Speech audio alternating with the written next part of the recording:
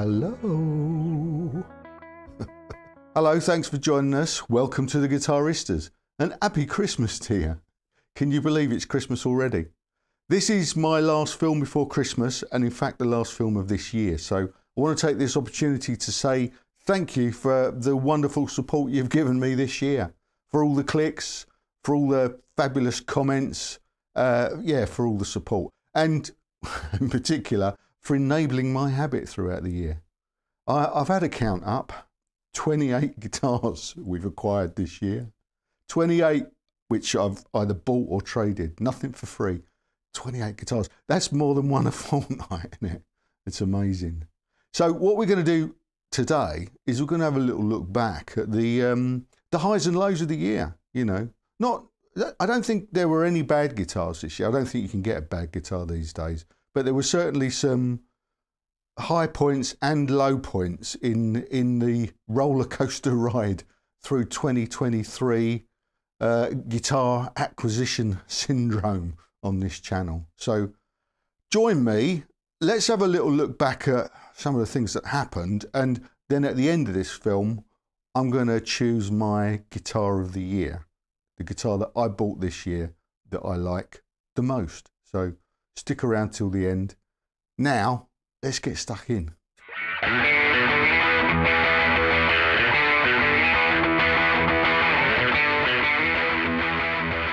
Let's start with the affordable T-styles.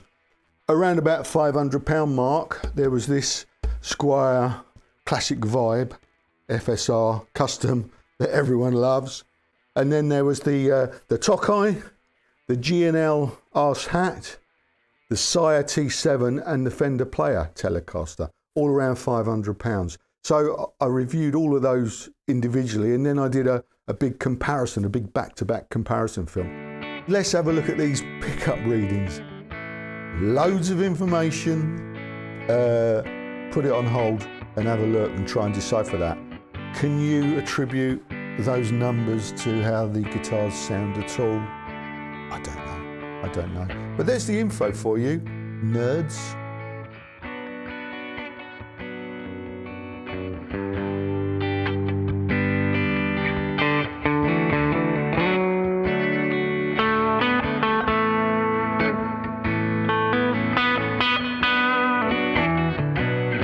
That, I think, turned out to be one of my most popular films last year. You guys really seem to like that. Not only affordable guitar reviews, but also the comparisons. So I'll definitely be doing more of those in the new year. Other notable affordable guitars this year, the Gretsch, some numbers, P90, the white one with the P90 and the Bigsby. The Dano, this, definitely one of my favourites. Amazing, you should get one of these if you haven't got one. The Jet JT300, which is a cheaper T-style, and that's, I've still got that, and that's the first of a cheap T-style lineup that I've been promising to do. I'm going to do it early in 2024, and we'll bring in the Paisley and the Harley Benton and some others. What else was there? The Burns, yeah, the Burns JSS, Jazz Short Scale.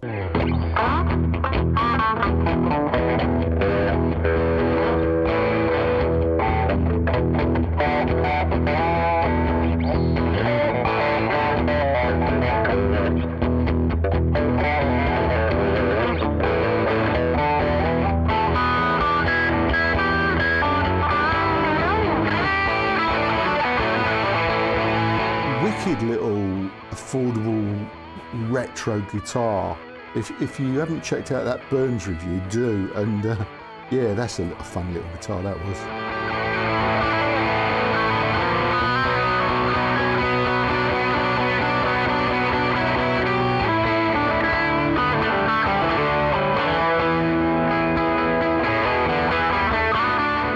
Biggest disappointment in 2023, well, of course, it's Epiphone, isn't it? All day long. There was quite a lot of ups and downs with Epiphone. It all started, I think it was in March when I'd been gassing for an Epiphone Explorer, inspired by Gibson, you know, because I've said this loads of times, inspired by Gibson Epiphones are what we all want. You know, we can't afford the real thing, so around about £500 gets you a brilliant copy. The Firebird that I did last year, amazing. There've been loads. You know, I've been a big fanboy. So I was really gassing for an Explorer, and I didn't want an ebony one. I just didn't think that the ebony Explorer popped, so I was waiting for a different colour one, and I was delighted when they released. Well, I was delighted to hear when they released the Carina version back in, I think it was in March. But you know, I was very quickly disappointed by that. $1,299 and £1,299. I'm like, whoa, hang on. That was a big disappointment, not only because I couldn't get the Explorer that I wanted, but it was confirmation that, well, Epiphone had really jumped the shark with their prices, and those north of $1,000 guitars were kind of a thing of the future. But in spite of my protestations, I did try and get one anyway. Fate wasn't on my side, though, I don't think, with the Explorer. That failed miserably. Yeah, Thursday evening, when they should have been shipping it, I got a follow-up message, which is here on the screen, which is basically saying, I haven't got it in front of me, but basically saying, we can't deliver it, we've got a problem, and we don't know when that's going to be resolved. So I wasn't getting my guitar. Eventually, I ended up getting, well, two Flying Vs, the inspired by Gibson one and the inspired by Gibson custom shop version. So I don't know what I was thinking there. Right here in front of me, I've got two guitars. I'll tell you this much, they're both Flying Vs.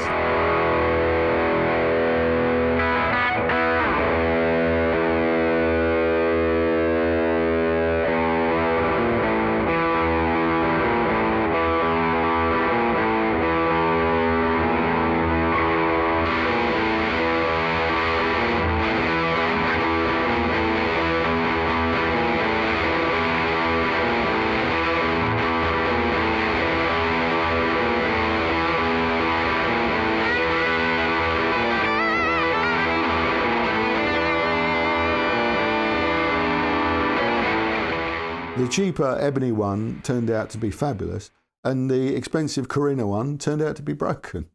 Yeah, it's a Carina 58 Flying V.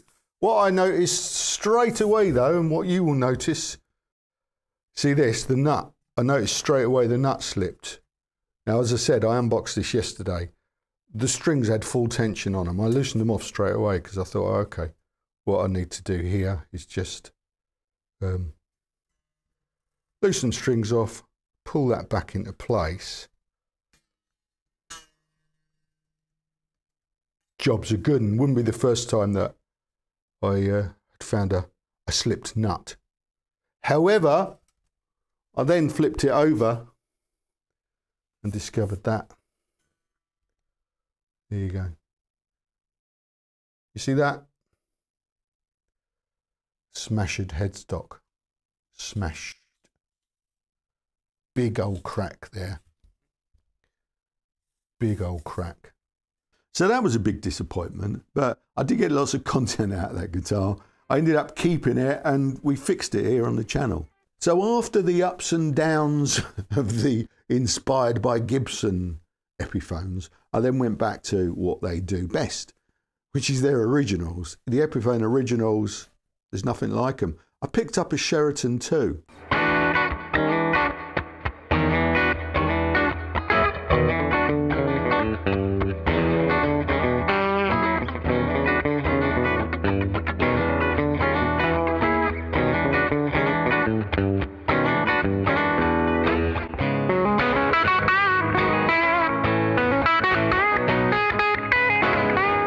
These are just amazing guitars. Currently, they're still the right price. They've got the right headstock, and the Sheraton, alongside things like the Casino and the Riviera and the Coronet and the Crestwood and the Wilshire. These are brilliant guitars, and they'll always have a place in my heart, regardless of how Epiphone screw up the other things they're doing. Unless they put the prices of these up too much, I suppose.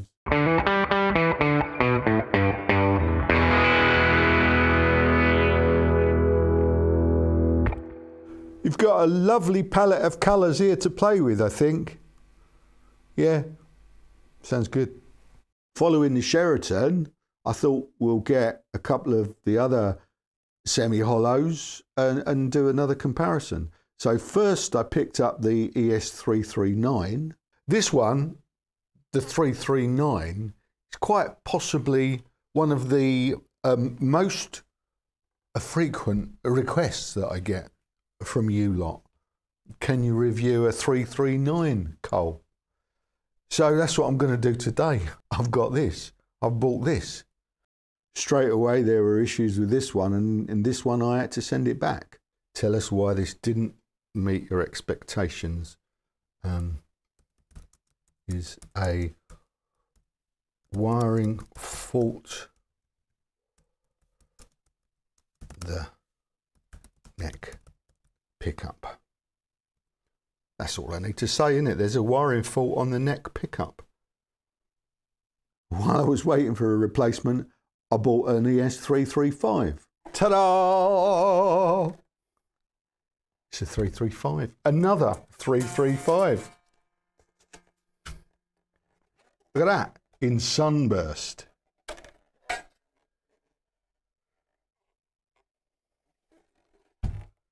Vintage sunburst. Oh, that's a nice looking thing. This one didn't work either. Let me show you. This happened.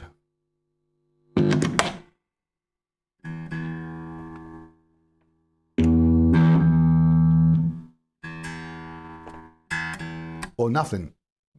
Pretty much nothing's happened.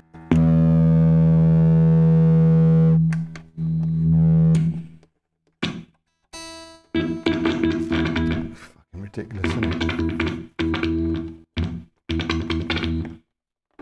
That's where the problem is, isn't it? Because if you're in the centre, if one's not working, it kills the lot, doesn't it?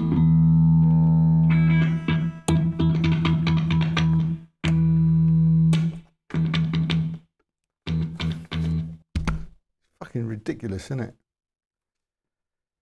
It's going back. It's going straight back, unfortunately. There's something going on with Epiphone, isn't there? While they're concentrating on all their special editions, they're neglecting something, can't they? Fucking ridiculous, isn't it?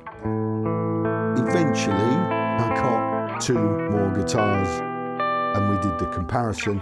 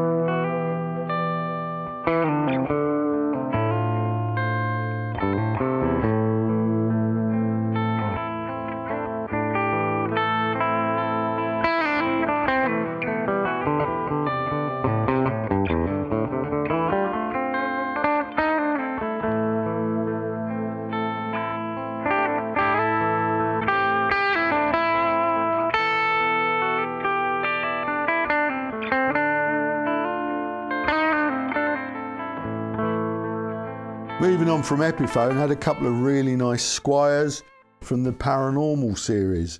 This one first, the Stratosonic. Made a few films about this actually. Firstly the review, and then we made a film upgrading the P90s, and then I made a third film with this, putting a mini humbucker in the neck here, so you should check those out. And of course we also had the Nashville Stratosonic. So this is another Squier Paranormal. This is what they call the Nashville Stratocaster. So it's one of the mashups of a Nashville Telecaster with a Stratocaster. Great guitars, and very, very affordable, very, very playable, and very, very moddable.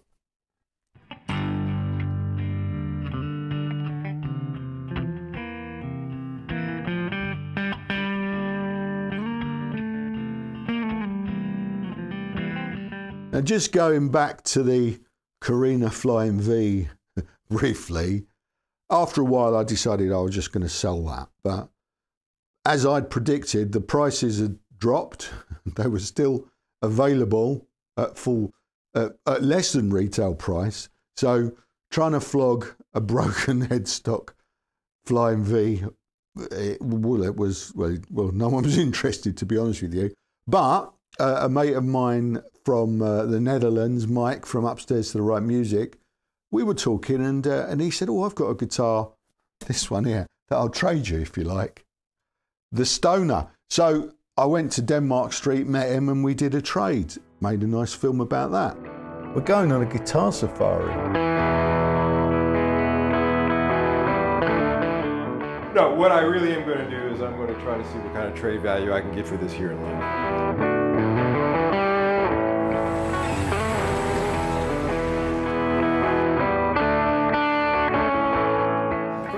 Sam's going to play it for us.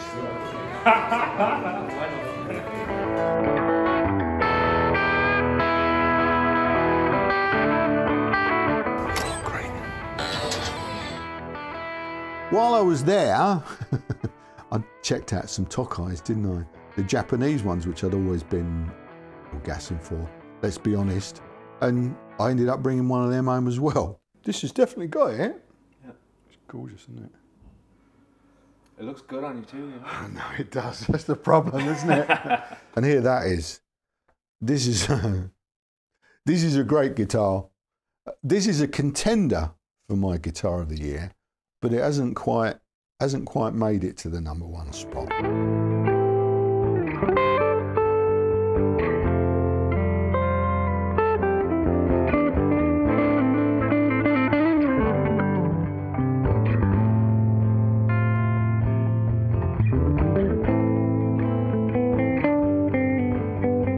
Well, it opened a rabbit hole with Les Pauls, didn't it? I'd finally got the Japanese Tokai, so now, of course, I needed a Gibson to compare it with. And I said, oh, if I can find one under £9, we'll get one. I didn't for 1 minute think that it was going to be so easy. And this one I got from Anderton's very quickly after that. Hello. Hello. Okay. Okay, yeah. Yeah, let's do it. Come on. And you know what happens next?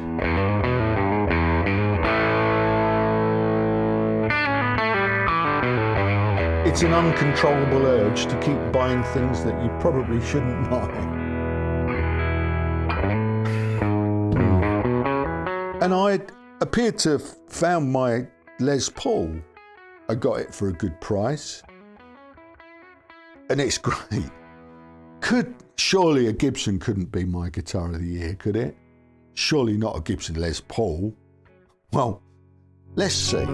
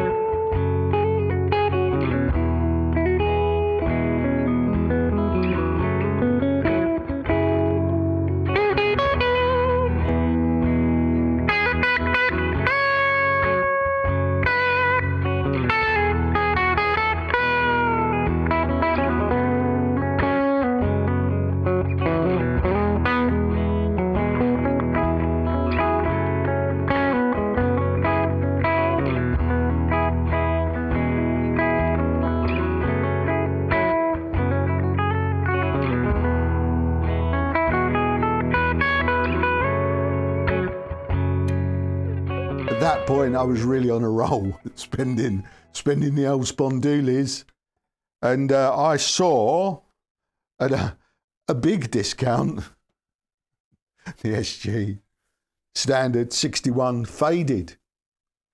So I had to buy it, didn't I?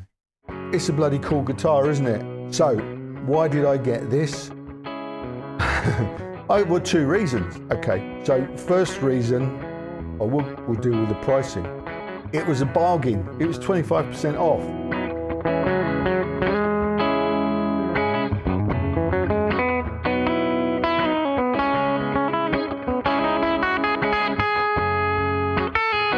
Another definite contender. A definite contender for my guitar of the year list. I really like this guitar. What else have we got?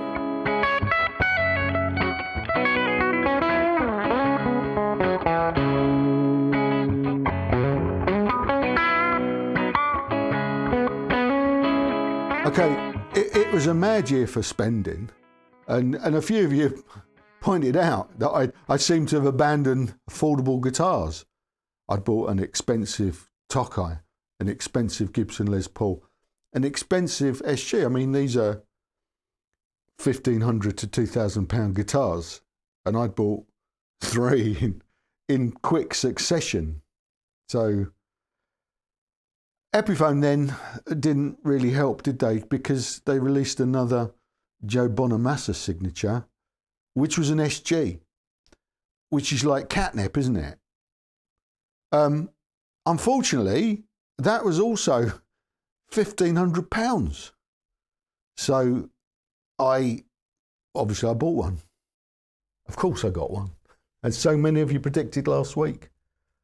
I spoke about this in our last week's film, the new Joe Bonamassa Epiphone SG Custom. Or as I like to call it, the new eye-wateringly expensive SG Custom from Epiphone.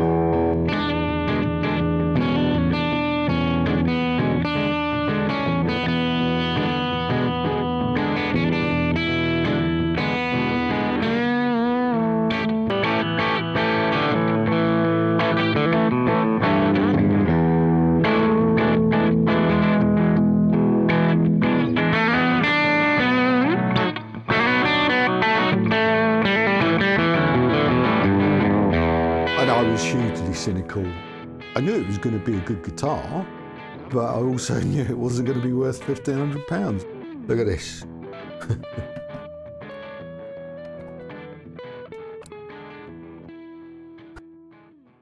Wonky screws. It always makes me laugh, that.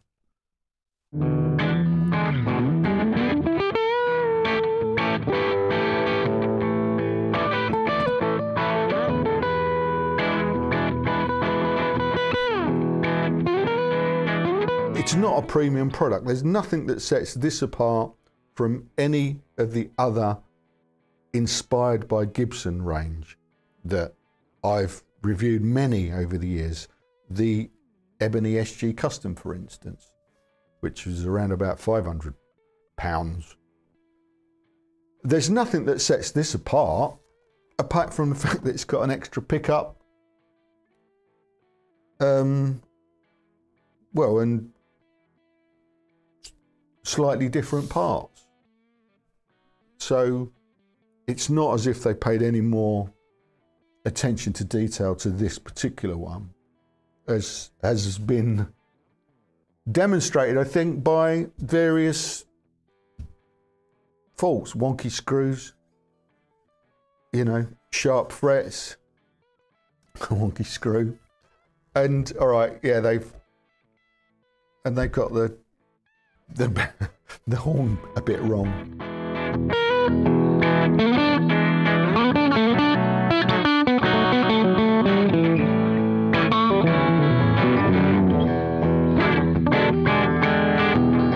So that definitely wasn't Guitar of the Year. That was Bummer of the Year as far as I'm concerned. So let's put that behind us, moved on. Another signature came along pretty quickly.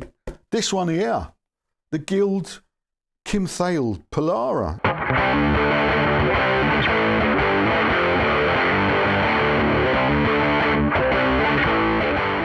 And although this as a signature was slightly more expensive than the standard versions, it wasn't silly money.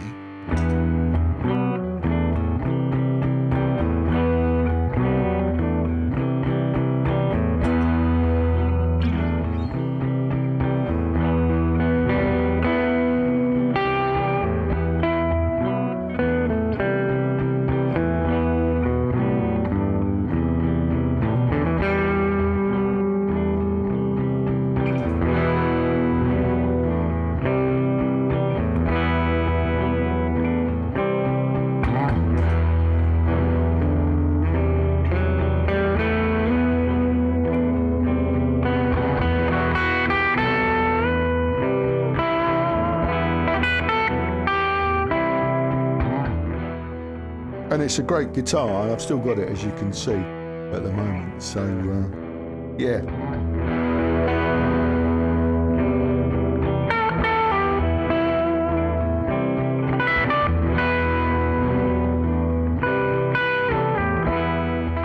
Ending the year with one of the cheapest guitars of the year was the Sonic Mustang here, which I recommended for Christmas. So I hope that you get one for Christmas.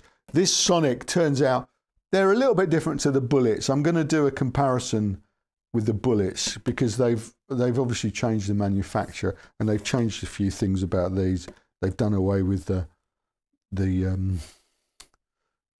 curved body curve. I don't know what you call it, and changed a few other things. But it's still a great little cheap guitar. Spend a little bit of time on setup and you can't really go wrong. They're great fun to play because they're short scale and they're light and unbreakable.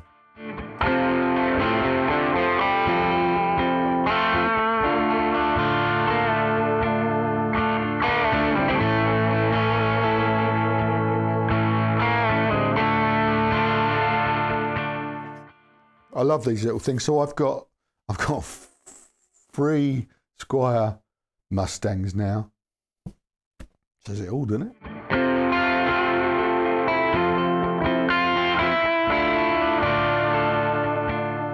So what was it? What was the guitar that I bought this year that for me is the one better than, for whatever reason, better than all the others? It's this one. You might have guessed. It's been there the whole time. It's the Eastman Juliet. B for Bigsby, V for Antique Varnish. I actually bought this way back in January.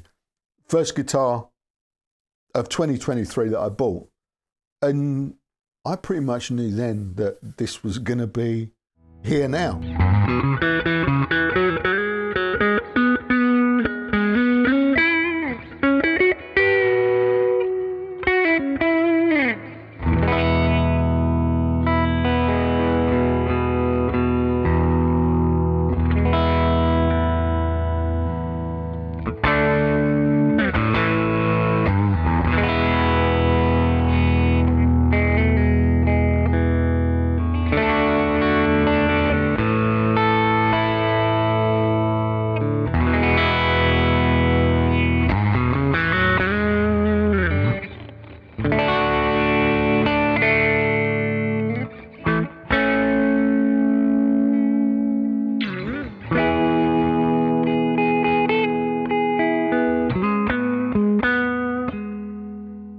It's just, there's so many good things going on for this guitar.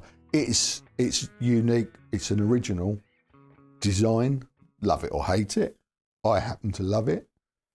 And it's made of premium parts.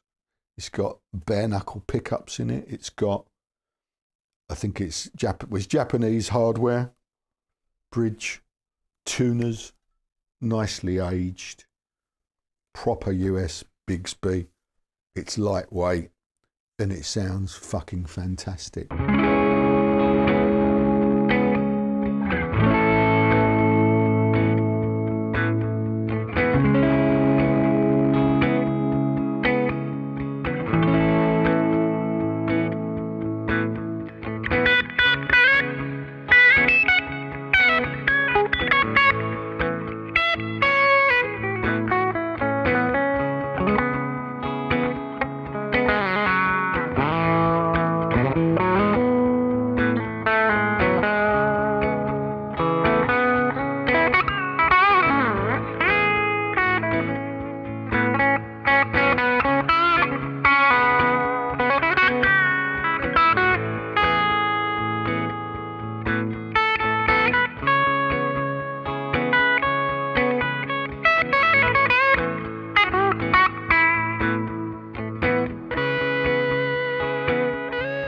This is my guitar of 2023, an Eastman, and funnily enough, last year it was the Eastman SB59, wasn't it? So they're definitely doing something right there in that factory. So if you haven't tried an Eastman yet, believe what I say.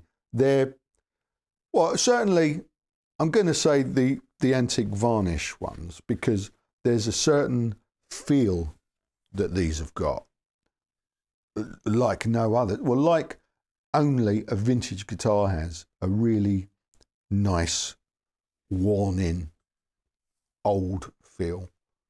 These are outstanding. So there you go. Well, I'm looking forward to doing it all again in 2024. So what I will say at this point is, again, thank you so much for supporting throughout this year. I'm going to be back on the 5th of January. And what we're going to do in January is we're going to start going through my entire collection. All of the guitars that I own. That's every single guitar that I own, which currently numbers around about 60 something. So it'll run over a few weeks in January, and we're going to look at every single guitar I've got. And I'm going to be selling some as well. We're going to have to have a little bit of a cull in the new year. So please, well, firstly, enjoy your holidays. Happy New Year. Join me in January and let's start doing it all over again. Cheers.